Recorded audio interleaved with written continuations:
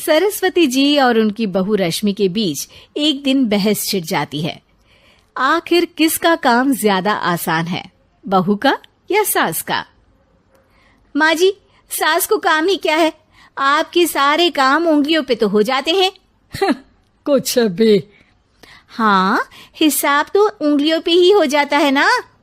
अरे बेटा, ऐसा सिर्फ अभी लगता है।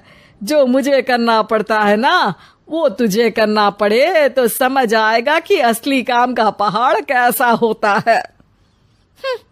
ठेले बराबर वजन भी नहीं है आपके काम में, और बात पहाड़ों के वजन की कर रही हैं आप। तू ऐसा करती ही क्या है घर में बेटा, ये तो बता मुझे। मैं थोड़ी ना कुछ करती हूँ, सब जादू से हो रहा है इस घर में। अरे एक दिन मेरा काम करोगी तो समझ आएगा। Okay okay, shut up. कल से मैं घर के काम करूंगी और तू मेरी जगह हर चीज का हिसाब रखना, ठीक है? ठीक है, ये भी कर लेते हैं। ये सास बहू की डील के बारे में रश्मि के पति अमन को नहीं पता था और ना ही अमन के पिताजी सुरेश जी को। पर गेहूं के साथ साथ जैसे घुन भी पिस जाता है, ये दोनों भी पीसने वाले थे। सुबह अमन उठकर रेडी होता है ऑफिस जाने के लिए, तो पता है उसके कपड़े नहीं निकले हुए हैं। अरे रश्मि, तुमने मेरे कपड़े नहीं निकाले? अपनी माँ से पूछो ना, उन्हीं का काम है ये। अमन अपनी माँ के पास जाता है। अब मेरे कपड़े आज आप देने वाले हो क्या माँ? हाँ, देना तो मुझे ही चाहिए, पर तेरी बहू ने कपड़े धोने ही नहीं डाले, तो कोई भी धुला हुआ कपड़ा नहीं है बेटा। हैं? ऐसा क्यों? कपड़े तो धोने आप ही देते हो ना माँ?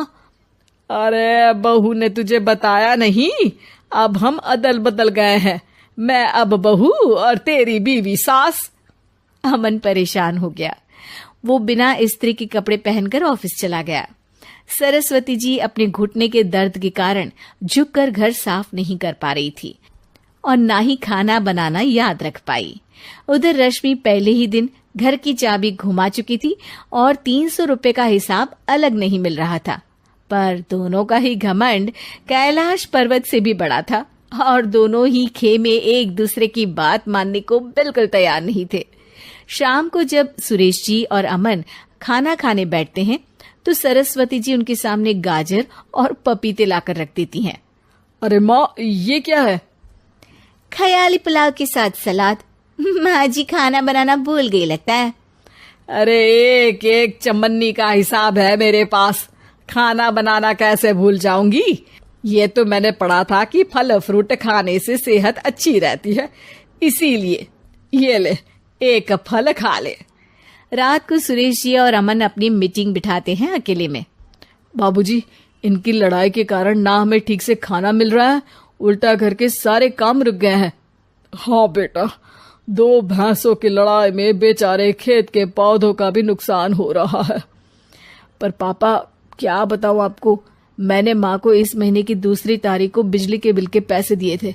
आज बिल भरने के लिए मांगने गया तो पता चला कि रश्मि उन पैसों से गैस सिलेंडर ले आई। अच्छा, तो सिलेंडर के पैसों का क्या हुआ?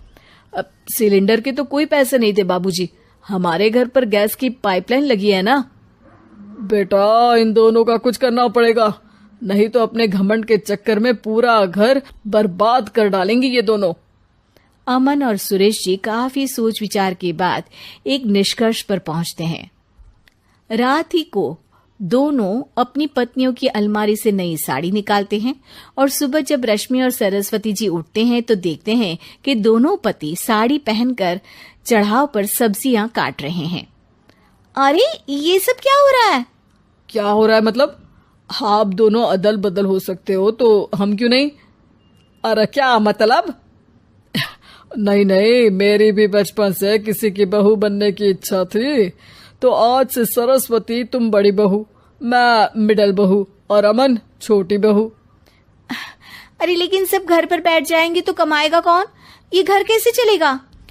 अब वो तो भैया या बाकी लोग जाने, अब हमने भी अदल बदल कर ही लिया है तो कुछ नहीं हो सकता। रश्मि और सरस्वती जी को समझ में आ जाता है कि उन दोनों की आपस की डील के वजह से इन दोनों को बहुत तकलीफ हो रही है और उनके ईगो ने दूसरों को कितनी यातनाएं दी है। अब असल में माँ जी आप सही थी, सास बनना बहुत मुश्किल है। अरे हाँ बेटा, और तू भी, मुझसे तो नहीं हो पाया सब घर के काम, वापस बदल ले क्या? हाँ हाँ बिल्कुल माँ जी, और अब आप दोनों भी बदल लीजिए। कोई आ गया तो आप दोनों को देखकर क्या सोचेगा? अच्छा है, आप दोनों के समझ में ये बात तो आई। मैं फटाक से कपड़े बदल लेता हूँ। अरे रुक जा बेटा, एक फोटो ले लेती हूँ तेरी। मेरी बेटी होती तो तेरे जैसी ही दिखती साड़ी में। और मेरा फोटो नहीं लोगी?